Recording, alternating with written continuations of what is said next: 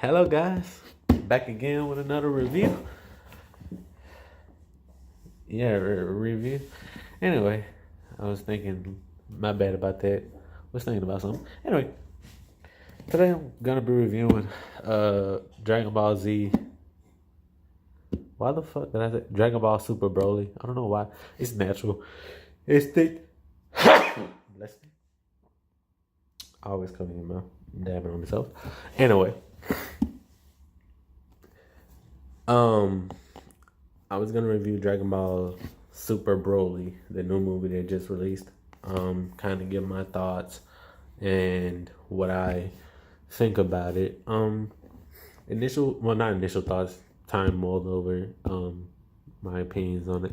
It's definitely a good movie. Um, One of the better anime films, Dragon Ball anime films. And it's definitely up there with I want to say compared to the old one, it's a little better, but only because animation has come so much far and it's become so much better that now we're at the point where you can do things that I know they really could do back then.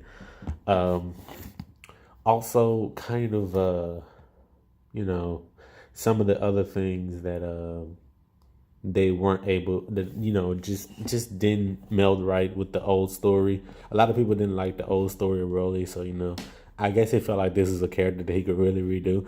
And I from saying this, I kind of want to see one of my favorite characters brought back, and that's Cooler. But I doubt that's gonna happen, or at least make canon in some way. But it doesn't matter if they're canon or not, because it still fucking exists in the fucking lore. So, and regardless, it don't fucking matter, because just because you say a motherfucker doesn't exist, but that they have a fucking story and they've already been written in the damn. I don't know. The whole canon thing and non-canon thing with every damn thing in the world is kind of fucking stupid. But in my opinion, it is, because if the motherfucker exists, he just kind of fucking exists, even if they don't consider him part of the main story or whatever the fuck stupid shit you think matters. It doesn't. But yeah. But about the movie, it was interesting, to say the least. I think. Well, no, it was actually kind of straightforward. They still really didn't give a reason for Broly having that power, whether he was connected to the the first Super Saiyan, or whether he was connected to special Saiyans or anything like that. He was still Paragus' son. His mother, I don't think she was revealed. If she was, I may have missed the scene, but from what I know, I didn't see her. Maybe she was somehow a part of the thing, was a part of him getting this power, but it wasn't really shown. So technically, there are still story beats and story things that haven't been explained. But I understand those things had to be mystery. Um, what else? The entire thing with Broly's um fur fur fur waistband or whatever. It's, I guess, got a better story now. And in all honesty, I feel like this Broly's a little bit more, a little bit less menacing. And that's just me. I feel like he's more just insane. The first Broly was menacing. He was brought off as menacing. This Broly's just brute strength and power, which that one was too, but he had a sense of menacing about him. Um, I also like the new theme they used for him as well. It's pretty cool. I like the old theme better though. The old theme was a little more evil, and it kind of just played off of it. But yeah. Other than that, I kind of just liked everything else about it. Well, not everything else, but there are some things just stupid. It's a Dragon Ball movie, Dragon Ball.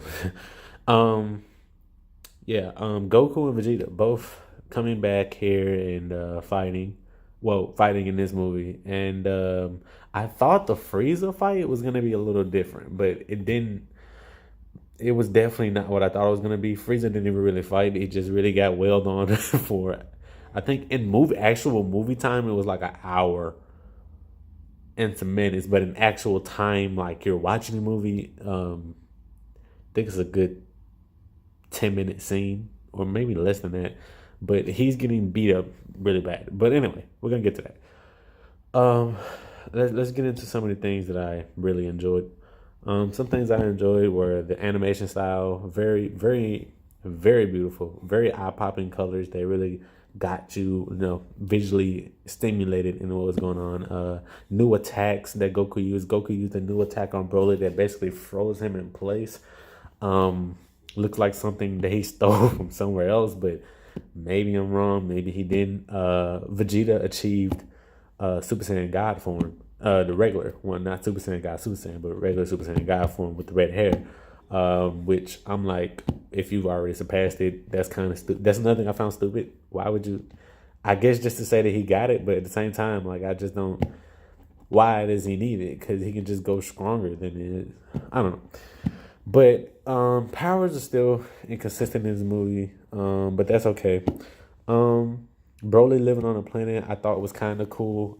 Them showing off Goku's mother, I was definitely interested in that because we never really got a true sense of who Goku's mother is, and we still don't. But she's only here for a small scene, but still, she's there at least. She exists in the canon, so we can at least say that. So maybe we'll get some more of her in the future with some more future stuff. Maybe we'll get some future Bardock stuff or whatever. Because I remember the old Bardock movie that had Lord Chilled in it.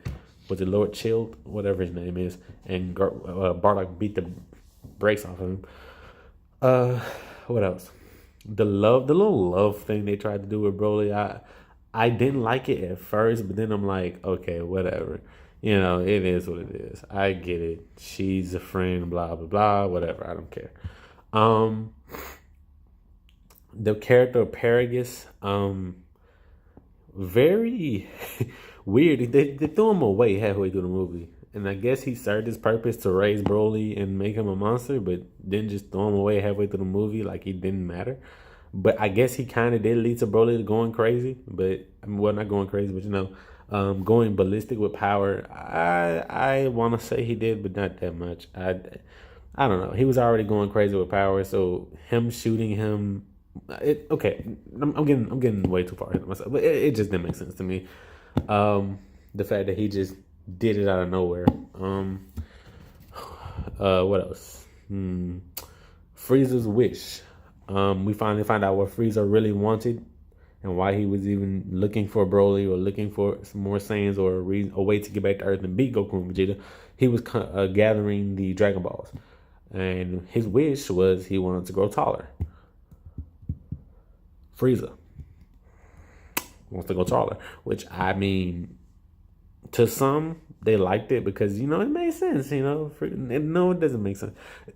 For a personal reason for Frieza, knowing he's not that tall, maybe he's even evil people are insecure, showing that Frieza even has some humanity in himself. Frieza's insecure about his height, so I guess that's something. Because I think Cooler even brought it up that he was insecure or something like that. I think I don't know. I'm not sure. In the movie, I think Cooler brought up that he was insecure about his height, but Frieza is definitely one of those people that they serve their purpose through the movie. I could just say that much. Frieza was kind of the catalyst to everything. He's the reason that Broly even gets transferred to see Goku and Vegeta. So yeah, that's that. And the movie has a somewhat pacing issue. It starts to go really fast into its second act, and the second act just kind of gets blurred. But yeah, let's just get into the plot of it, because this is spoilers. Basically, it's kind of the same genuine thing, but we get more in-depth descriptions of what happened before Broly grows up. Basically, Broly gets sent off planet, and Paragus it's actually a really difficult thing. Paragus and Broly leave planet Vegeta, and then when they leave planet Vegeta, I'm looking over there because I'm thinking, and they leave planet Vegeta because King Vegeta, he sees Broly as a threat because because he did something. It also shows us different aspects of people. And they leave planet Vegeta. They land on whatever, I forgot the name of that planet, but it's a deadly planet with aliens and stuff. And when they land, Broly still as a baby, well, a kid really, kills a monster and fights it. Well, he doesn't kill it; he fights it. Um, and growing up there, he trains and stuff like that. During this time, back on planet Vegeta, King Vegeta is in talk with Frieza, and Frieza is, I guess, Bardock is worried about back on planet Vegeta. Not planet Vegeta. Bardock was out with other Saiyans while while the other Saiyans were back on planet Vegeta, and basically he learns that Frieza wants to kill the Saiyans and stuff like that. Comes back, kills the Saiyan. Comes back, Frieza kills the Saiyan, blows up the planet. So we get to see it from different perspectives now. And that's it. We get to see Vegeta, Nappa, and Raditz' view of it, of what happened, because they were too young, I guess, to understand or whatever. I don't know. That was kind of explained, but I just whatever. Can't really recall if that was the thing, but that doesn't matter because it's in the past. Yeah, fast forward, Broly's grown up, and Frieza's looking for the Dragon Balls. He's gathering Dragon Balls on Earth. Goku and Vegeta find out that he's gathering Dragon Balls, so they head to Alaska. Was it Alaska or something like that to find him? And I just know we had an area with snow, so I may be wrong about that. I'm sorry. So they head there. They look for him. They look for the Dragon Balls, but when they arrive, all they find are Frieza's two henchmen, I think, because they gathered all 7 Dragon Balls. But in that same time span, Frieza has gathered Broly due to the fact that he has two of his minions use 2 more Frieza soldiers, which become our 2 supporting characters for Broly. And they go to the planet and they leave with Broly and Paragus. They leave the planet, and then they bring them back to Frieza. Frieza kind of rewards them, but then Broly and Paragus join Frieza's crew. And the entire time, Paragus has been planning revenge on King Vegeta for casting him out, thinking his son was too powerful or just wasn't strong enough or whatever. It was one of those things. He was too strong. Or he was way too strong. That stuff matters, but once we get to this part, it just kind of all, like I said, the movie had a lot of pacing issues. So it is what it is, and the story didn't really change that much. It's still Paragus getting kicked out, thrown to another planet, Broly going somewhere else. But Paragus wanted revenge against King Vegeta's family because of the way they did to Broly. So whatever. So they leave. And they go to Earth, where Vegeta and Goku face off with Broly. And this is where we get our first glimpse of how strong Broly is. He fights Vegeta, and Broly fights him in his base form. And then when Vegeta goes Super Saiyan, that's when Vegeta figures out he can't go Super Saiyan. But the thing about it is he never needs it. He basically just stays in his base form for a good while, fighting Vegeta and Goku in their Super Saiyan God forms. They power up before Broly, and Broly just stays normal, and he powers up, but he's still like not to a new form, but he just powers up. So it's like Broly's strong enough to fight them there. Broly should be able to beat them anyway, right? Yes, but Broly's uncontrollable rage kind of makes him a wild fighter, so he can't really, his swings are uncoordinated. He's just basically a brute, and that makes him unfiltered here. As the old Broly was kind of more calculated, He was still brutal, but you could tell he had a bit of smartness to him. Anyway, so that happens. Then when Vegeta gets enough of it, Goku jumps in and they're fighting, and then Goku goes Super Saiyan God, and he uses this. I don't know what to call that move, Force Bind or Spell Bind, whatever the fuck it is. It's basically a Kamehameha that is not a Kamehameha. It basically stuns Broly, keeps him locked in place, and it does that. And I guess that's a new move that they added. A couple of things that they did add a couple of moves, but that's what it was. Like Goku was running like he had a Rasengan in his hand at one point, and I'm like, what the fuck? Whatever. After that, Goku After that, they fall for a while. Then the planet start no that no the place that they're at starts to implode on itself because Goku and Vegeta, basically Broly's, he's getting their ass, and he's tiring both of them out, and they can't keep fighting forever. And they realize this. And Goku and Broly's also getting stronger as the fight goes on, so they can't stop him. What was I? Broly. So the planet's about to explode. Yeah, planet's about to explode. Broly basically keeps powering up. They have to find a way to stop him.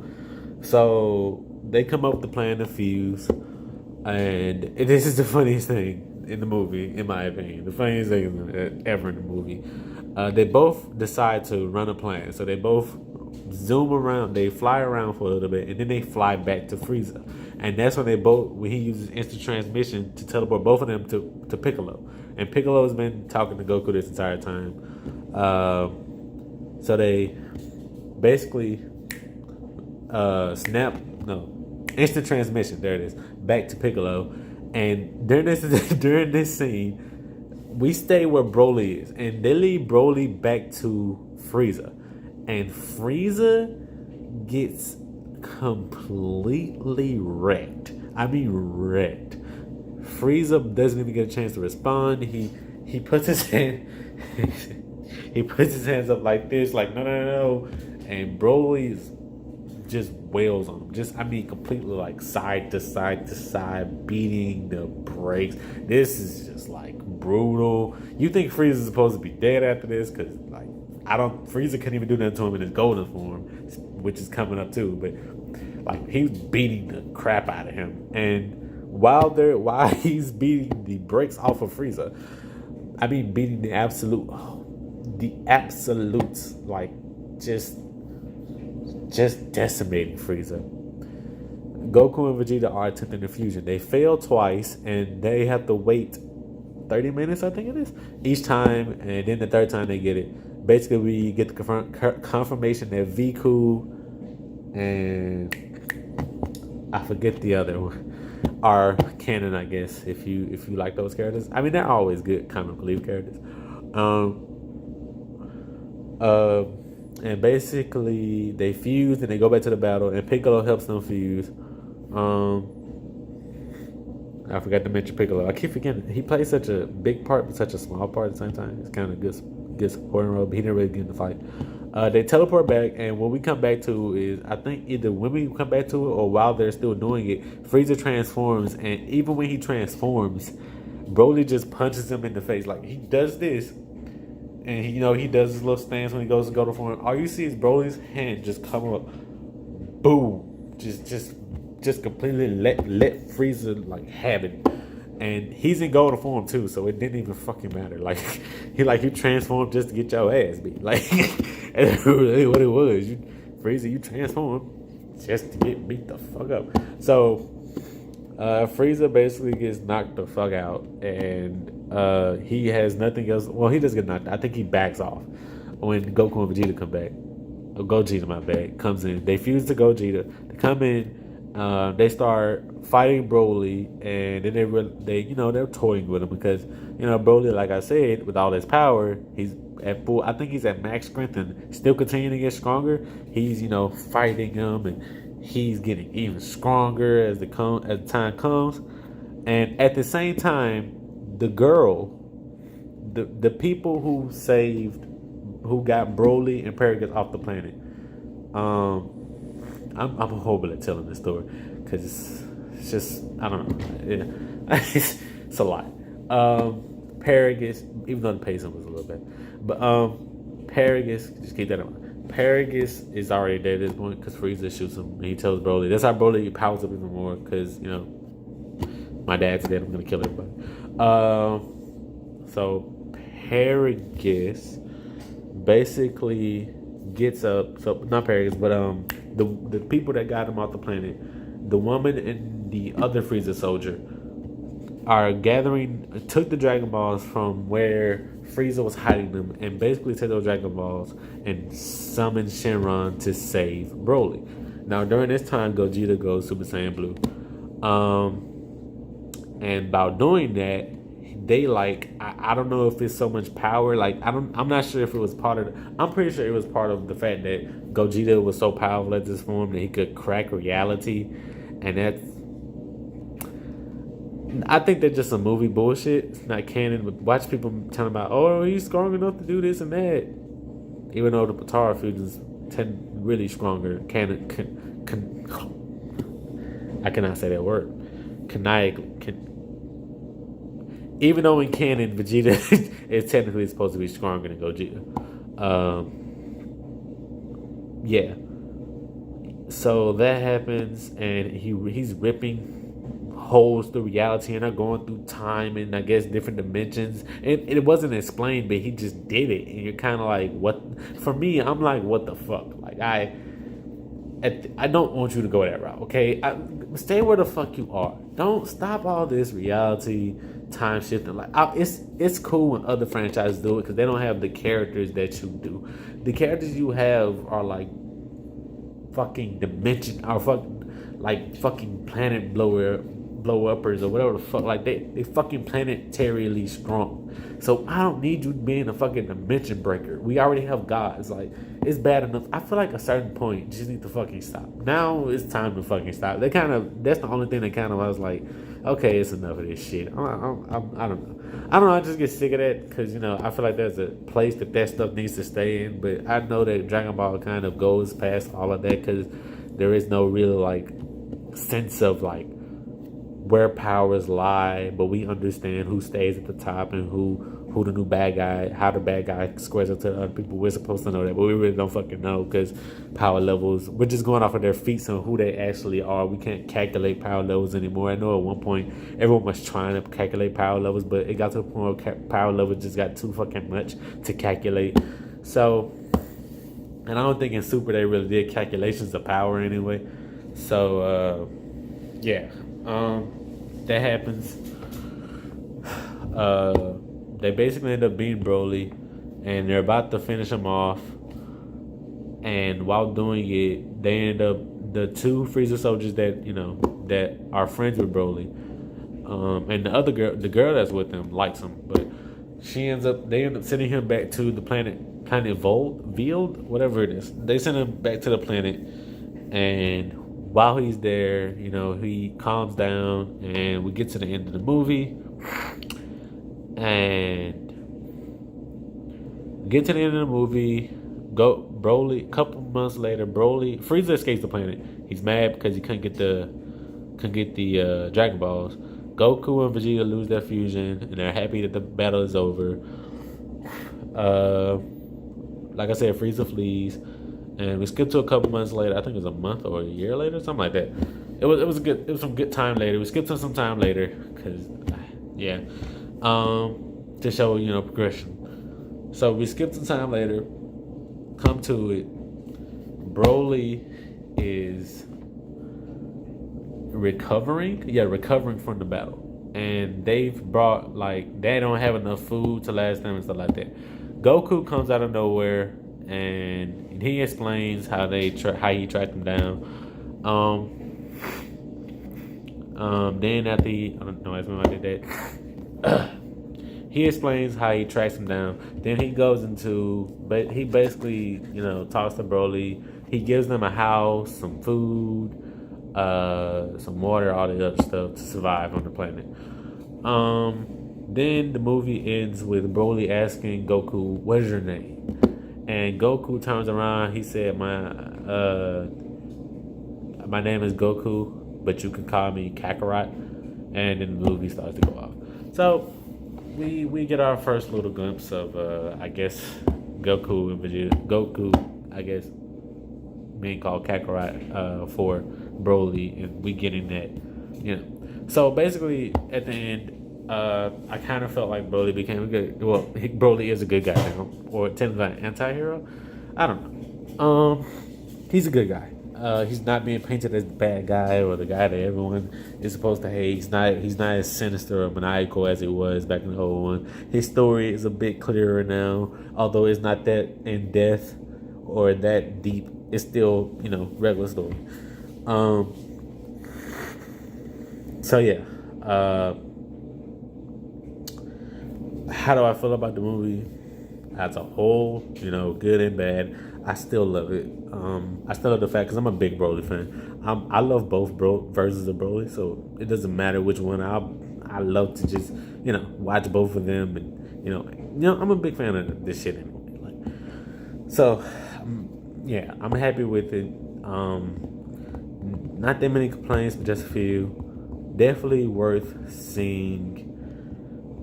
It is something that I will say, go see. It's a Dragon Ball Z movie worth seeing, and it's dope. It's my rating for it. It's dope. It's really dope. So yeah, go see it. It's definitely worth if you're a big anime fan or you're a new anime fan. You want to break off into the anime genre. This could be your thing to finally be like, yeah, I want to see an anime movie. See what anime movies are like, or see what an anime show may be like. You can use this as your opportunity to jump in. And there's also going to be a new series coming out in April called Demon Slayer. I'm gonna review it because it looks dope to me. Demon Slayer looks pretty dope. So I'm gonna watch that and review that too. And the next review is gonna be music. I'm planning on reviewing Boogie's new album. If you know what it is, he's signed with Slim Shady or Eminem, whichever you want to call it, Shady Records technically. So yeah, I'm gonna I'm gonna explain how that review's gonna go when it comes to that one. But yeah. Anyway, I absolutely want to thank you guys for watching. It's been your boy Living Ghost. Go see Broly. And remember, don't drink from the fountain of youth.